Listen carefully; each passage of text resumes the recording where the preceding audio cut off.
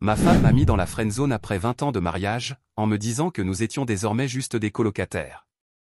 Elle m'a dit qu'elle avait besoin de véritable excitation. Alors, j'ai gardé le silence et j'ai fait mes valises pendant qu'elle était trop occupée à envoyer des messages à son pote de la salle de sport.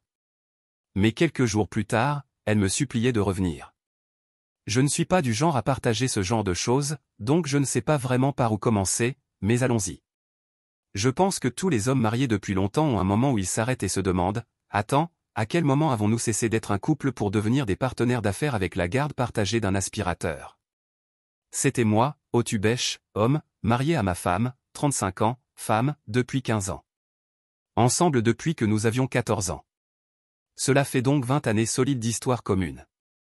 Amis d'enfance devenus parents adolescents, devenus adultes avec crédit immobilier et trajet vers les entraînements de football. 2 enfants, 12 et 14 ans. Et jusqu'à récemment, je pensais que nous traversions juste une période difficile. J'insiste sur le pensais. Nous avons commencé à sortir ensemble avant Uber, avant les mèmes, avant que TikTok n'existe pour ruiner les capacités d'attention. En gros, nous avons grandi ensemble. Nous avons eu notre premier enfant à 19 ans, elle, et 20 ans, moi. Ce n'était pas exactement un cadre glamour, c'était plutôt la survie. Je travaillais, elle restait à la maison avec les enfants. Répéter, payer les factures, assumer les responsabilités. Quelques anniversaires, peut-être un dîner froid de temps en temps si nous avions de la chance. Mais il y a 3 ans, quelque chose a changé. Et pas dans le style crise de la quarantaine avec une décapotable. Je veux dire qu'elle est devenue froide. Pas en colère, pas émotive, juste froide. Comme si quelqu'un avait débranché le cordon d'alimentation du mariage et qu'elle restait là à clignoter. Au début, j'ai fait la chose stupide, je me suis blâmé. Peut-être que je n'en faisais pas assez, peut-être que je ne montrais pas assez d'affection, peut-être qu'elle était juste fatiguée. Élever 2 enfants sans aucune aide de personne, ça use. Alors j'ai redoublé d'efforts. Plus de tâches ménagères, je sortais les enfants seuls pour qu'elles puissent se reposer. J'organisais des rendez-vous à petit budget, j'achetais des fleurs sans raison. Puis un soir, elle me fait asseoir, avec la voix typique du « il faut qu'on parle » et elle m'annonce la chose. Je t'aime, mais je ne suis plus amoureuse de toi. Tu es comme mon meilleur ami. Oui, elle m'a mis dans la friendzone dans ma propre maison, en portant un pantalon de pyjama que je lui avais acheté, sur un canapé que j'avais monté. Et ce n'était que l'échauffement. Elle m'a dit qu'elle ne ressentait plus cette connexion. Plus d'étincelles, plus d'intérêt pour quoi que ce soit de physique. Elle n'était pas en colère, juste fatiguée. Elle voulait se concentrer sur les enfants, elle ne voulait pas divorcer, elle voulait juste qu'on reste des compagnons. Son mot, compagnon. Tu sais qui d'autre a des compagnons, les maisons de retraite. Donc en gros, elle voulait la structure du mariage, la maison, les routines, les vacances, les photos de famille, mais aucune des responsabilités qui viennent avec le fait d'être réellement en couple. Elle voulait que je continue à agir comme un mari, payer les factures, être père, la soutenir émotionnellement, mais elle ne voulait plus être une épouse. Elle voulait que je sois son ami disponible émotionnellement et son colocataire domestique, pendant qu'elle explorait sa croissance personnelle, quoi que cela veuille dire. Je suis resté là à cligner des yeux comme un abruti, en essayant de comprendre quand je suis devenu son colocataire d'université qui cuisine et gère le Wi-Fi de la maison. Alors je pose la question évidente, d'où vient tout ça? Elle hausse les épaules, très sérieusement, je ne sais pas, je me sens juste décalé. Ce n'est pas toi, je ne sais pas. Tu as déjà vu quelqu'un te regarder droit dans les yeux, sans savoir pourquoi il ne te veut plus. Oui, ça fait quelque chose à un homme. J'ai essayé d'aller plus loin. Est-ce que j'ai dit quelque chose? Est-ce que je t'ai négligé? Est-ce que c'est le poids que j'ai pris pendant le Covid? Elle me dit que j'ai toujours été formidable, un bon pourvoyeur, un partenaire fiable, blablabla, toutes les recommandations LinkedIn, mais aucune énergie romantique. Puis elle ajoute, ce n'est pas toi, je pense juste qu'on a évolué différemment. Je ne veux pas te quitter, je veux qu'on élève encore les enfants ensemble et qu'on reste une famille. Je ne veux juste plus cette partie-là. Par cette partie, elle voulait dire toute la relation. Je ne me suis même pas mis en colère. Je suis resté là, à me dire, donc tu veux que je continue à être un mari à plein temps, mais sans intimité, sans lien émotionnel, sans connexion. Tu veux tous les avantages, sans aucun coût. Au début, j'ai fait semblant parce que je l'aime. Je veux dire, on ne passe pas 20 ans avec quelqu'un pour tout éteindre du jour au lendemain. Je me disais, Peut-être qu'elle est juste fatiguée, peut-être qu'on a besoin d'espace, peut-être que c'est une phase. Mais ensuite les détails ont commencé à s'accumuler. Des absences bizarres, des changements émotionnels soudains, moi qui essaie de créer du lien et elle qui se ferme comme un ordinateur portable sans batterie. Je ne pouvais pas me défaire de l'idée que quelque chose clochait. Je ne suis pas un mec jaloux. Je n'ai jamais fouillé dans son téléphone, jamais harcelé sur ses sorties, mais quelque chose ne collait pas. Et voici la partie qui m'a vraiment retourné l'esprit. Elle me demandait encore de faire des choses, réparer sa voiture, l'aider avec des papiers, faire des trucs pour ses projets personnels. Et ensuite, elle retournait directement à me traiter comme un type qu'elle a connu autrefois. Pas de câlin, pas de flirt, pas de chaleur. Juste, salut, tu peux m'aider avec ce formulaire, comme si j'étais son grand frère bon en paperasse. Elle agissait comme si j'étais une utilité, un système de soutien émotionnel stable et sans âme sur lequel elle pouvait s'appuyer sans jamais rien donner en retour. Et honnêtement, c'est à ce moment-là que j'ai commencé à me réveiller. Je me suis rendu compte que ce n'était pas une mauvaise passe. Ce n'était pas à cause des enfants, ce n'était même pas une question d'étincelle. C'était une question de commodité. Elle ne voulait pas me laisser partir parce que je rendais sa vie plus facile, mais elle ne voulait rien investir dans la relation. Et tant que je continuais à être le gars silencieux et fiable, elle n'en avait pas besoin. Mais voilà, je ne suis pas un appareil électroménager, je ne suis pas un service par abonnement, je ne suis pas le père-mari hybride figurant d'arrière-plan dans son petit reboot de vie personnelle. Elle voulait rester mariée sans le mariage, mais je n'étais pas prêt à rester coincé à jouer le rôle du colocataire émotionnellement castré pendant qu'elle part à la recherche d'elle-même. J'ai commencé à faire plus attention. J'ai commencé à repérer les schémas, parce que si tu passes soudainement du statut de personne essentielle à celui de plante verte dans un salon, c'est qu'il y a un problème, et j'allais découvrir quoi. Donc après cette conversation étrange de mise en friend zone, les choses ne sont pas restées juste gênantes, elles sont devenues stratégiquement gênantes. Comme si elles ne faisaient même plus semblant. On vivait sous le même toit comme des collègues de bureau qui étaient amis autrefois, mais qui maintenant ne communiquaient plus qu'à travers des post-it et les horaires de dépôt des enfants. Je faisais toujours ma part. Je travaillais à temps plein, et pas juste un travail moyen. J'ai réussi professionnellement. J'ai construit une entreprise solide à partir de rien depuis 7 ans. Aucune dette, flux de trésorerie stable, investissements automatiques qui roulent tout seuls. On vit dans une belle maison, nos enfants ont tout ce dont ils ont besoin, et même plus. Honnêtement, s'il y avait un tableau d'affichage pour les bonnes actions faites en tant qu'homme, pourvoyeur, présent, loyal, je serais une légende du Panthéon. Et pourtant, d'une manière ou d'une autre, c'était moi le problème. Un soir, je l'ai fait asseoir. Je ne voulais pas me disputer, j'avais juste besoin d'entendre la vraie raison. Parce qu'on ne cesse pas d'avoir une intimité avec quelqu'un pendant 3 années d'affilée et on ne dit pas simplement, je ne sais pas, je me sens déconnecté. Alors je lui ai demandé directement, quand est-ce que ça a commencé et qu'est-ce qui a causé ça. Elle est restée silencieuse, les yeux clignotants comme si elle chargeait lentement, puis elle m'a dit, je pense que j'ai accumulé de la rancune au fil du temps. Très bien, rancune par rapport à quoi? Je ne sais pas vraiment, juste des choses. Eh bien écoute, j'ai eu des réunions d'affaires avec des clients exigeants qui étaient plus faciles à comprendre que cette phrase. Juste des choses, ce n'est pas un retour, c'est une excuse qu'on donne quand on n'a pas étudié pour un contrôle. J'ai insisté gentiment, j'ai demandé ce que j'aurais pu faire différemment. Et c'est laquelle m'a sorti ça, c'est toi qui as demandé en mariage si jeune, tu m'as mise enceinte, je n'ai pas pu vivre, je n'ai rien choisi de tout ça. Voilà, c'était donc ça. Pendant tout ce temps, je pensais qu'on formait une équipe, mais apparemment, je n'étais que le gars qui a interrompu son rêve d'avoir 22 ans, d'être ivre à Coachella, sans enfant et sans emploi du temps. Peu importe le fait qu'elle ait dit oui à ma demande en mariage. Peu importe le fait qu'on ait décidé ensemble de garder le bébé. Que j'ai travaillé 2 emplois pendant qu'elle restait à la maison pendant 5 ans. Que je ne lui ai jamais reproché une seule fois. Rien de tout ça ne comptait. Tout était de ma faute. J'avais gâché ses 20 premières années. Je lui avais volé sa chance de se découvrir. Et pendant ce temps, je me disais, moi non plus je n'ai pas eu le temps de me découvrir. Je n'ai simplement pas fui mes responsabilités. J'y ai fait face et j'ai construit quelque chose de stable pour nous tous.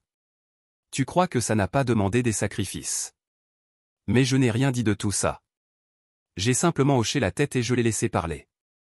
Elle n'avait pas fini. Elle a dit que je n'en faisais jamais assez émotionnellement.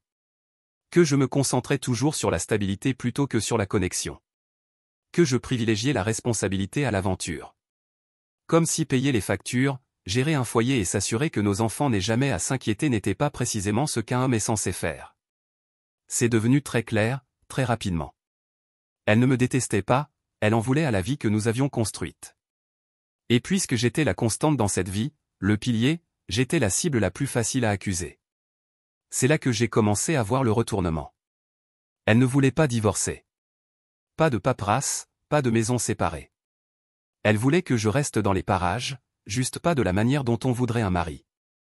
Plutôt comme un conseiller financier, un chauffeur, et un homme à tout faire qui n'a aucun besoin émotionnel. Elle voulait me traiter comme un ami, pendant que je continuais à la traiter comme une épouse. Je veux dire, elle s'attendait toujours à recevoir les messages du matin, les nouvelles de la journée, les « peux-tu passer prendre ça pendant que tu sors », la stabilité. Mais l'intimité, la romance, l'affection, ça non, c'était hors du menu. C'était un échange émotionnel à sens unique.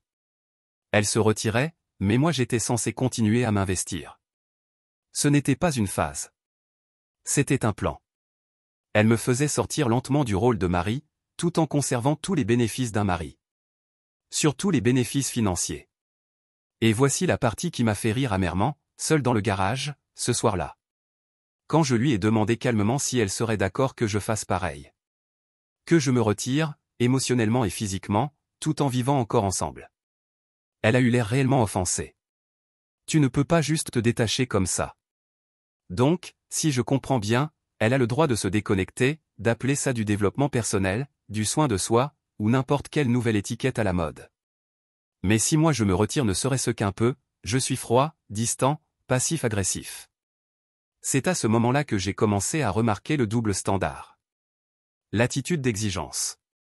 Elle voulait de l'amitié. Mais elle veut que je reste loyal comme un mari. Elle ne veut pas de romance, mais elle attend encore de moi que je règle ses problèmes comme si je lui devais quelque chose. Elle s'éloigne, mais se vexe dès que j'arrête de la poursuivre. Ce n'était plus juste de la distance émotionnelle, c'était de la manipulation, un effacement lent qu'elle s'attendait à ce que je tolère indéfiniment tout en maintenant son confort de vie intact. C'est à ce moment-là que quelque chose en moi s'est mis en place. J'ai arrêté de demander, j'ai arrêté d'expliquer, j'ai arrêté de courir après sa validation. Elle ne le savait pas encore, mais j'avais déjà commencé à préparer le terrain. Donc oui, j'ai arrêté de parler, pas de manière puérile du genre je suis fâché donc je vais faire la tête, non, j'ai cessé de nourrir la situation. Plus de bilans émotionnels, plus d'initiatives pour lancer des conversations qui n'allaient nulle part, plus de tentatives pour ouvrir sa carapace avec des discussions à cœur ouvert en pleine nuit. J'avais fini de mendier une connexion auprès de quelqu'un qui avait déjà mentalement quitté la pièce. Et ce silence, il m'a apporté de la clarté. Car dès l'instant où j'ai arrêté de courir derrière elle, j'ai commencé à remarquer des choses. Les sautes d'humeur, les sorties inexpliquées, les fausses affaires urgentes, le fait que son téléphone, qui autrefois traînait à l'envers sur le plan de travail, était désormais toujours face contre le comptoir ou littéralement greffé à sa main comme une peau biométrique. Elle s'est soudainement mise à se soucier de son apparence quand elle sortait. Ce qui est bien, je suppose, mais avant elle n'en avait jamais rien à faire au point de mettre du mascara juste pour aller faire des courses. Elle a commencé à sortir plus souvent, juste pour faire des courses ou passer chez une amie. Elle mentionnait un prénom que je n'avais jamais entendu, disait que c'était une ancienne collègue ou une copine de la salle ou un autre nom vague qui sonnait comme un nom de couverture. Mais quand je proposais de la déposer ou de les rencontrer, non, ce n'est pas la peine. Toujours seul, toujours à la dernière minute. Je ne suis pas du genre collant. Je ne suis pas le mec qui vérifie ton téléphone tous les soirs, qui renifle ton parfum ou qui vérifie le kilométrage de ta voiture comme dans un film d'espionnage. Mais quand tu es avec quelqu'un depuis 20 ans, ton instinct le sait. Tu n'as pas besoin de preuves, tu le ressens dans la manière dont elle répond à une question avec 3 secondes de retard. Pourtant, je n'ai pas accusé, je n'ai pas fouillé, pas encore. Je ne suis pas idiot. Accuser quelqu'un trop tôt sans preuve, c'est lui laisser le temps de dissimuler les traces. Alors j'ai fait ce que je sais faire de mieux, j'ai planifié. Première étape, les accès. Nous avons quelques comptes partagés, rien de très sérieux, juste les classiques, Amazon, Cloud, appli de calendrier. Elle n'y a jamais réfléchi à 2 fois, n'a jamais changé les mots de passe. Elle pensait sûrement que j'étais trop occupé par le travail pour m'en soucier. Elle n'avait pas complètement tort. J'ai donc commencé doucement. J'ai vérifié des localisations sur certaines applications qu'on utilisait tous les deux, j'ai recoupé les horodatages, je les ai comparés à ce qu'elle m'avait raconté. Et là, j'ai vu plusieurs arrêts à des endroits qui ne correspondaient pas à ces histoires de course. Un parc un mercredi après-midi, un café, elle n'avait jamais parlé de cette salle de sport qui n'était pas la nôtre. Intéressant. Deuxième étape, les reçus. Elle s'est mise à utiliser plus souvent du liquide. Je l'ai su uniquement parce qu'elle ne se servait plus de notre carte commune. Au début, j'ai cru qu'elle essayait peut-être d'être responsable, de limiter les dépenses. Idée mignonne. Puis j'ai compris qu'elle cachait ses achats. Je n'ai toujours rien dit. À la place, j'ai ouvert un nouveau compte bancaire privé et j'ai commencé à rediriger mes revenus. Sans annonce, sans drame, juste des petites étapes discrètes. Je n'allais pas financer sa petite double vie pendant qu'elle me gelait dans mon propre mariage. Puis est venu le déclic. Un après-midi, je reçois un message inattendu sur Facebook. Un gars que je ne connais pas, jeune, photo de profil en selfie de salle de sport, le kit de démarrage de l'influenceur. Il me dit qu'il pense que je devrais savoir que ma femme envoie des messages à un gars qu'il connaît. Un de ses amis se vantait de sortir avec une femme mariée et lui avait montré des photos. L'une d'elles était clairement ma femme. Il n'en a pas dit beaucoup plus, juste que ce type était dans la vingtaine, un coach sportif apparemment, et qu'il était très louche. Il s'était vanté dans un groupe de discussion que ma femme était plus âgée, mariée, et qu'elle payait probablement certaines choses. Je n'ai même pas répondu. Je suis juste resté là à fixer l'écran en pensant, donc c'est pour ça tout ce cirque. Elle voulait retourner à ses 22 ans. Elle poursuivait une jeunesse manquée. Toute cette rancœur, toute cette histoire de tu m'as volé mes vingtaines, c'était réel, mais pas à cause de moi. C'était parce qu'elle n'avait jamais quitté cet état d'esprit émotionnel. Et maintenant que tout était stable, belle maison, bon revenu, pas de stress, elle se sentait assez à l'aise pour enfin se rebeller contre la vie qu'elle avait elle-même choisie, cette même vie qu'elle avait bâtie avec moi. Elle avait trouvé un type de la salle de sport, qui vit sûrement avec 2 colocataires, pense que faire un budget c'est une arnaque, et montre ses abdos pendant que ma femme lui achète des smoothies hors de prix et prétend que c'est ça, l'indépendance retrouvée. Je ne l'ai pas confrontée. Je n'ai pas fouillé dans son téléphone ni déclenché une dispute. Ça, c'est pour les amateurs. Dès que tu fais du bruit sans preuve ni préparation, tu perds tout levier. Et je n'allais pas être le type pris au dépourvu dans son propre divorce. Alors j'ai continué à observer, calmement. Juste en prêtant attention. Son calendrier, son comportement, ses humeurs, le timing de ses activités. Elle s'est relâchée. Elle a commencé à utiliser les mêmes prénoms vagues encore et encore. Elle disait qu'elle partait au yoga mais revenait sans rien dans son sac. Disait qu'elle sortait avec des amis dont je n'avais jamais entendu parler, des amis qui n'avaient apparemment pas de nom de famille. Je ne l'ai pas suivie, je n'ai pas mis de micro dans sa voiture, mais j'ai bel et bien ouvert un nouveau compte bancaire personnel, discrètement. J'ai fait envoyer du courrier vers une boîte postale louée. J'ai créé un dossier cloud sécurisé. Je ne suis pas imprudent, je suis méthodique. J'ai commencé à déplacer un peu d'argent, pas beaucoup à la fois, c'est comme ça que certains se font attraper. Juste assez pour me préparer à ce qui se dessinait clairement à l'horizon. Parce que voilà ce que la plupart des hommes ne réalisent que trop tard. Le jour où elle te dit qu'elle ne ressent plus rien, elle a déjà pris sa décision depuis longtemps, et elle a généralement 5 longueurs d'avance. Mais dans ce cas, elle m'a sous-estimé. Elle pensait que j'allais suivre le schéma classique, la supplier, m'excuser pour des fautes que je n'ai jamais commises, devenir le personnage de soutien émotionnel dans sa nouvelle épopée de renaissance personnelle. À la place, j'ai gardé mon calme. Je lui ai donné ce qu'elle demandait, de la distance, de l'espace, de l'amitié. J'étais poli, respectueux, même serviable. Je n'ai jamais haussé la voix, jamais posé trop de questions. Je l'ai laissé croire qu'elle était aux commandes. Pendant ce temps, je rencontrais un avocat. Pas un avocat du genre dramatique je pars et je prends tout, non, un avocat intelligent, un qui m'a expliqué ce à quoi ressemblerait une séparation, quels étaient mes droits, ce que je pouvais faire pour protéger mon entreprise, mon temps avec mes enfants, et l'argent que j'avais gagné tout au long de ma vie d'adulte. Nous avons mis en place des plans, préparé des documents, répertorié les actifs, documenté les habitudes, car si elle préparait tranquillement sa sortie, alors moi aussi. Sauf que la mienne était mieux organisée, avec un tableau Excel. J'ai changé tous les mots de passe liés à mes comptes, j'ai veillé à ce que mon entreprise soit sécurisée, j'ai transféré la propriété de certains éléments clés hors de nos biens communs, des choses qui ne faisaient pas partie du patrimoine conjugal, mais qui pourraient être tentantes si elles devenaient mesquines plus tard. J'ai mis en place des sauvegardes, je les retirais en tant qu'utilisatrice autorisée sur certains comptes. Tout était légal, tout était propre. Pas de drame, juste des systèmes. Ensuite, j'ai commencé à créer aussi de l'espace émotionnel. J'ai cessé de partager des détails sur ma journée, plus de questions sur comment elle se sentait. Je suis resté cordial, léger, comme si nous étions des voisins partageant une cuisine. Elle ne s'en est pas aperçue, ou peut-être qu'elle a cru que je m'adaptais enfin. Elle a commencé à se détendre, plus relâchée. Elle ne cachait même plus son sourire en regardant son téléphone. Elle ne faisait même pas semblant de ne pas envoyer des messages à quelqu'un d'autre à 23h un mardi soir.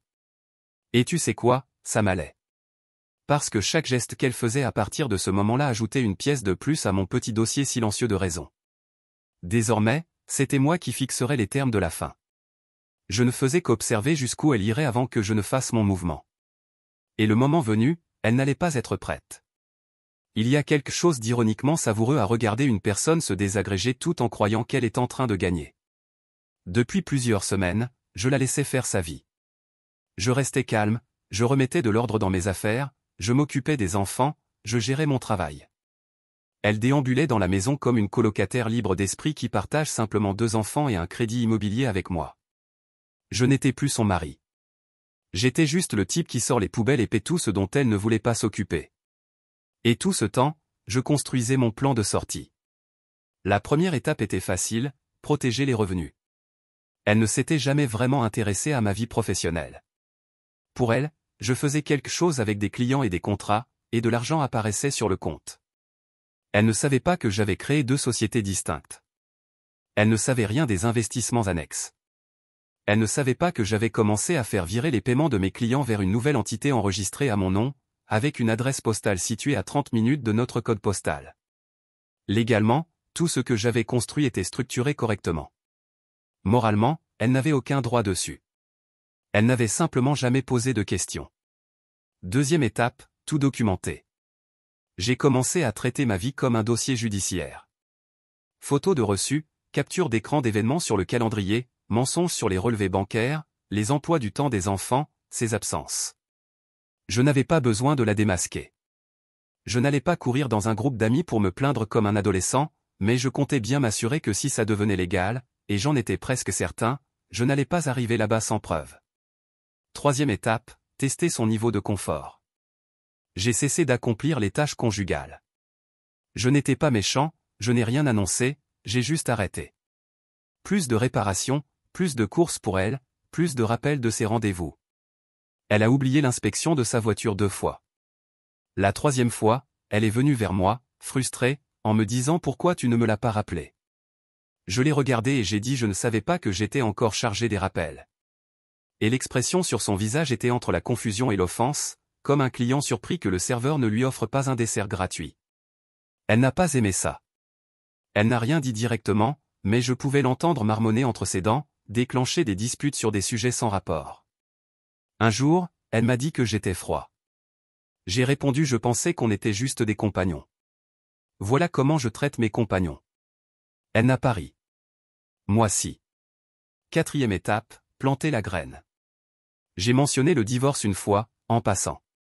Sans ton, sans agressivité. Juste une idée lancée. On était dans la cuisine, je préparais le déjeuner des enfants, et j'ai dit un truc du genre tu sais, peut-être qu'on devrait discuter de ce à quoi ça ressemble à long terme, je veux dire, si on n'est plus vraiment marié, est-ce qu'on devrait vraiment rester lié légalement? Elle est devenue pâle, elle a immédiatement étouffé la conversation. Je ne suis pas prête pour ça, je ne veux pas ça, ce n'est pas ce que je voulais dire quand j'ai demandé de l'espace. Ah oui, tu voulais de l'espace, pas de conséquences. Compris. Elle voulait rester légalement mariée. Bien sûr qu'elle le voulait. L'assurance santé, la stabilité, les apparences, l'image d'une famille unie sans aucune des parties inconfortables, comme l'effort ou, tu sais, un engagement réel. Étape 5, planifier le départ, au sens figuré comme au sens propre. Je savais qu'elle ne partirait pas d'elle-même. Les gens comme elle ne prennent pas de décision. Ils flottent dans la vie en espérant que quelqu'un d'autre fera la partie difficile, afin qu'ils puissent simplement y réagir. Alors j'ai loué un logement à court terme au nom de ma société. Un endroit agréable, minimaliste, propre, juste assez éloigné pour être contraignant, mais suffisamment proche pour rester pleinement présent pour mes enfants. Ensuite, j'ai repris rendez-vous avec l'avocat. Je lui ai montré tout ce que j'avais rassemblé, lui ai expliqué la chronologie, je lui ai dit que j'étais prêt à déposer le dossier, mais que je voulais que les enfants restent la priorité. Je n'essayais pas de ruiner qui que ce soit, je voulais juste me retirer de ce rôle d'utilitaire dont on abuse. Le jour où j'ai signé les papiers, je ne me suis pas senti triste. Je ne me suis pas senti en colère. Je me suis senti calme. Comme lorsqu'on supprime enfin une application qui tournait en arrière-plan depuis trop longtemps, qui vidait ta batterie sans jamais rien te rapporter. Ce soir-là, je suis rentré à la maison sans rien dire. J'ai agi normalement, j'ai préparé le dîner, aidé les enfants avec leurs devoirs, je les regardais marcher dans la maison comme si elle en était la propriétaire. Elle envoyait beaucoup de messages, souriait à son téléphone. Elle a levé les yeux une fois, m'a vu la regarder et a dit « Quoi ?» J'ai souri, rien, je réfléchissais. Elle a levé les yeux au ciel et est retournée à ses messages. Cette nuit-là, j'ai dormi comme une pierre. Parce que je savais quelque chose qu'elle ignorait. Je savais que ce n'était plus son jeu. Ce n'était plus elle qui décidait. Elle n'était pas en train de me remplacer lentement. J'étais déjà parti, calmement, proprement, sans laisser de chaos. Et quand elle réaliserait enfin que j'avais cessé de jouer au mari, c'est là que la vraie comédie allait commencer. C'était un mardi. Je m'en souviens parce que je venais de terminer un appel avec un client qui avait prononcé la phrase « On s'en reparle plus tard », et j'ai dû me retenir de refermer mon ordinateur et de le balancer dans le soleil. Je suis descendu et je l'ai vue assise sur le canapé. Le même canapé que j'ai payé, soit dit en passant. Elle faisait défiler son téléphone, souriant comme une adolescente qui vient de recevoir un message de son premier béguin. Elle ne m'a même pas remarqué au début. Puis elle a levé les yeux, à moitié agacée, comme si j'avais interrompu un film. Quoi? Aucun bonjour, aucune curiosité, juste de l'attitude, comme si je venais de couper un épisode d'une série qu'elle n'aime même pas, mais qu'elle regarde juste pour pouvoir en parler sur les réseaux sociaux. J'ai haussé les épaules. Tu as 1 minute. Elle n'a même pas arrêté de faire défiler. PFF, ça peut attendre, j'ai eu une journée. Je me suis quand même assis, calme, mesuré, comme si j'allais licencier quelqu'un d'une entreprise dont il avait oublié qu'il faisait partie. Je sais pour le gars, j'ai dit. Là, j'ai eu son attention. Elle s'est figée, n'a pas lâché son téléphone, mais l'a légèrement incliné, comme si cacher l'écran était devenu un réflexe. Puis elle a soufflé par le nez, comme si j'étais ridicule. Oh mon Dieu, on va vraiment faire ça maintenant. C'est comme ça qu'elle l'a joué. Pas de honte, pas de culpabilité, juste de l'agacement. Comme si j'avais abordé le mauvais sujet pendant un brunch. Je n'ai pas scié. Oui, on va le faire. Elle s'est renversée dans le canapé avec un grand soupir théâtral et a dit, d'accord, oui, je parle à quelqu'un, et alors, ce n'est pas comme si j'avais couché avec lui, ne sois pas dramatique. Ah, je vois. Donc l'infidélité ne compte que s'il y a un reçu d'hôtel. Elle a continué. Tu agis comme si j'avais fait ça dans ton dos, on était séparés émotionnellement de toute façon. Je t'avais dit que je ne ressentais plus de connexion, tu le savais. Ah oui, la grande classique, je t'avais prévenu avant de te manquer de respect, comme défense. Solide logique. Et qu'est-ce que tu obtenais de lui exactement, ai-je demandé. Je ne sais pas, a-t-elle répondu avec toute l'attitude possible. De la validation, de l'énergie, un rappel que je suis encore attirante pour des gens qui ne se sont pas installés dans la routine avec le même sweat à capuche tous les week-ends. Et puis elle a lâché la bombe, comme si elle lisait un script qu'elle avait écrit en se regardant dans le miroir. Je n'ai pas eu l'occasion de sortir avec des gens dans ma vingtaine. Je veux juste savoir ce que ça fait. Avoir ce genre de fun. Me sentir désiré. Choisir quelqu'un au lieu de m'installer dans quelque chose que je ne comprenais même pas. Donc moi, j'étais quoi, les petites roues d'apprentissage, qu'elle a empruntées et n'a jamais eu l'intention de rendre. Elle m'a regardé comme si elle s'attendait à ce que je m'emporte. Comme si elle cherchait une réaction, juste pour pouvoir inverser la faute. Au lieu de ça, j'ai glissé la main sous la table basse et j'ai sorti un dossier.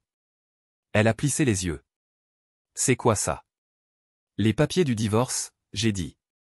Signé et prêt. Tu recevras le détail final cette semaine.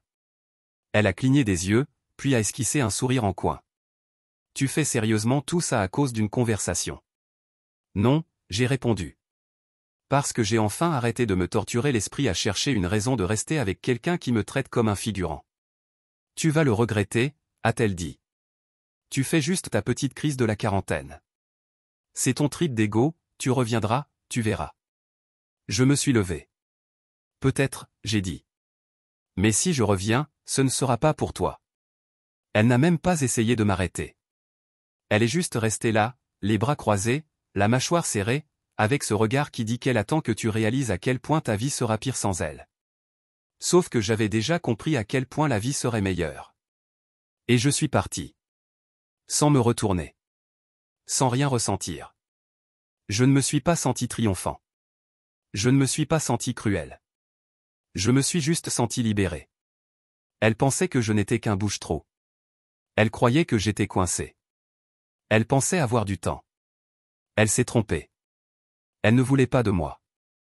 Elle voulait juste garder l'option de m'avoir plus tard si ses autres plans échouaient. Trop tard. Pendant ce temps, dans le monde réel, elle essayait de redorer son image sociale. Le problème, c'est que les gens ont de la mémoire. Quelques-uns de nos anciens amis communs, principalement des couples, ont cessé de l'inviter. Ceux qui restaient neutres ne l'étaient pas vraiment, ils ne voulaient juste pas être mêlés à ça. Mais tu pouvais sentir l'énergie changer. Elle s'est mise à publier des citations sur l'amour de soi et des légendes cryptiques. Tu vois le genre, selfies filtrés avec en dessous guérir n'est pas linéaire. Traduction, je tente encore de convaincre les gens que je suis la victime. Mais le masque tombait vite. Le type de la salle de sport, complètement hors de l'image. Apparemment, quand tu as 35 ans avec 2 enfants et que tu essaies d'attacher un jeune homme de 26 ans qui vit encore chez son pote D, ça ne se passe pas bien. Il en a parlé à quelqu'un, qui l'a dit à quelqu'un, qui me l'a dit. Il n'a jamais été sérieux avec elle. Il a dit qu'il aimait son énergie mais qu'il ne voulait rien de réel. Il a aussi dit, et je cite, « Elle est devenue lourde vite mec, genre lourde émotionnellement. » Apparemment, quand elle a essayé de rendre la chose sérieuse avec lui, pensant sans doute qu'elle pouvait remplacer un adulte responsable avec maison et entreprise par un mec musclé, heureux, de 26 ans, avec une casquette et des rêves, il s'est éclipsé. Elle a dit à une amie commune qu'elle avait tenté de construire quelque chose de réel, et il lui a répondu clairement, « J'étais juste attiré physiquement, je ne veux pas élever les enfants de quelqu'un d'autre. » Brutal. Elle a essayé de le retenir, lui a proposé de l'aider à atteindre ses objectifs, tu vois, comme si elle allait devenir sa cougar bienfaitrice ou quelque chose comme ça. Mais il a disparu, l'a bloqué, et passé à une fille de 22 ans qui fait du yoga, sans enfant à charge ni mariage cramé.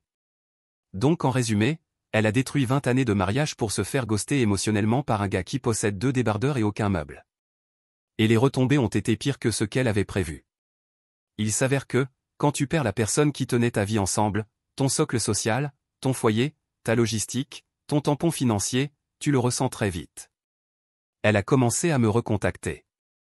D'abord avec les classiques, comment vont les enfants, tu as bien changé le rendez-vous chez le dentiste. Puis c'est devenu, tu penses qu'on pourrait parler un jour. J'ai ignoré la plupart de ces messages. Je ne répondais qu'à ce qui concernait directement les enfants. Pas de fioritures, pas d'émojis, juste des faits. Parce qu'à ce stade, je n'étais pas amer, je m'en fichais. C'est ça qui déstabilise vraiment les gens comme elle. Pas la rage, pas la vengeance, l'indifférence. Elle pensait que ça se passerait autrement. Elle croyait qu'elle pourrait faire un petit temps pour moi, courir après sa fantaisie de jeunesse, et que je resterais assis là à attendre, comme un chargeur qu'on peut rebrancher dès qu'on est à plat. Mais j'avais déjà débranché. J'avais quitté le bâtiment. J'avais acheté de nouveaux meubles. Le truc avec la paix, c'est qu'elle ne ressemble pas toujours à une victoire. De l'extérieur, certains s'attendent à des feux d'artifice, à des déclarations fracassantes, à de grandes victoires publiques. Moi, je voulais juste le silence. Je ne cherchais pas à faire le malin avec un je lui ai montré. Je voulais juste dormir la nuit sans avoir l'impression qu'on me vidait de mon énergie en échange de services ménagers et de conversations banales. Et c'est exactement ce que j'ai eu.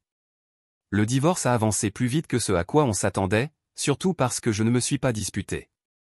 Je ne me suis pas battu pour les assiettes ni pour le mobilier. Je me fichais de la télé du salon. Je voulais juste ma moitié de garde et mes affaires. Et comme elle ne travaillait pas, et qu'elle ne voulait pas la garde complète, parce que être parent à plein temps, ce n'est pas si fun sans mari soutien émotionnel à disposition, elle a accepté une alternance. 2 semaines avec moi, 2 semaines avec elle. Simple. J'ai emménagé dans un appartement propre, sans désordre, sans vampires émotionnels. Juste moi, mes enfants une semaine sur 2, et un calendrier qui ne tournait plus autour des sautes d'humeur de quelqu'un d'autre. Et puis, comme sorti d'un script de sitcom, j'ai rencontré quelqu'un. Pas exprès. Je ne cherchais même pas. Ce n'était pas une histoire de revanche ou de transformation spectaculaire. J'étais juste allé à un dîner professionnel, pour le boulot, j'ai rencontré quelques personnes, eu quelques conversations intéressantes. Et puis cette femme, fin de la vingtaine, brillante, avec un humour affûté, me pose une question sur mon travail. 10 minutes plus tard, on riait ensemble comme si on se connaissait depuis des années. Il s'avère qu'elle est avocate d'entreprise, sans enfant, elle conduit sa propre voiture, a son propre logement, paie ses factures, a des opinions sans les imposer, ne balance pas ses traumas comme des cadeaux de bienvenue. Juste une adulte responsable qui gère sa vie. Elle riait à mes blagues, pas pour faire semblant, mais parce qu'elle les comprenait vraiment. Elle n'a pas cligné des yeux quand j'ai mentionné que j'avais des enfants. Elle n'a pas agi comme si j'étais un cas désespéré. Et le meilleur dans tout ça, c'est qu'elle ne me voyait pas comme une étape ou un plan B. Elle me parlait comme à un homme, pas comme à un plan retraite avec des jambes. On est resté discret, on a dîné, parlé longuement. Il n'y avait aucune pression, aucune gymnastique émotionnelle, aucune tension du genre j'ai besoin d'espace mais aussi de ta carte bancaire. Juste 2 adultes qui parlent, qui se connectent. 0 jeu. Un week-end, un ami commun a posté une photo. Dîner de groupe. Tout le monde souriait. Et oui, on était en arrière-plan, juste assis côte à côte, sans se tenir la main, sans poser, rien de romantique, juste présent. Apparemment, cela a suffi, parce que ce soir-là, j'ai reçu un message vocal. 3 minutes entières de mon ex-femme en pleurs. Et je veux dire, vraiment en pleurs. Le genre de sanglots qu'on entend quand on croyait avoir le temps, et qu'on se rend compte qu'on ne l'a plus. Elle a dit que sa famille lui manquait, qu'elle avait fait une erreur, que peut-être on pourrait recommencer lentement, qu'elle n'était pas dans un bon état d'esprit à l'époque, mais qu'elle avait eu le temps de réfléchir, qu'il y avait encore quelque chose entre nous, qu'elle s'était rendue compte qu'elle avait laissé filer quelque chose de précieux. Non, ça ne s'est pas arrêté là. Quelques jours plus tard, elle m'a appelé. Il était tard, genre après minuit. Le genre d'heure où, quand ton téléphone sonne, tu crois qu'il est arrivé un drame. J'ai décroché. Elle pleurait, vraiment, des sanglots bruyants, irréguliers. Elle a dit qu'elle avait fait une erreur, qu'elle ne savait pas ce qu'elle avait, qu'elle pensait que je serais toujours là, qu'elle croyait que c'était juste une phase, qu'elle ne s'attendait pas à ce que je parte réellement. Je l'ai laissé parler. Je ne l'ai pas interrompu, je n'ai pas réagi. J'ai juste écouté. Et quand elle a enfin cessé de sangloter et m'a demandé « Est-ce qu'on peut se parler en personne ?», j'ai marqué une pause d'1 seconde, puis j'ai dit non, et j'ai raccroché. Clic propre. Paisible. Tu as déjà entendu quelqu'un supplier pour une version de toi qu'il n'a jamais su apprécier quand il y avait un accès complet. Voilà. Et maintenant j'étais avec quelqu'un qui ne se contentait pas de me tolérer.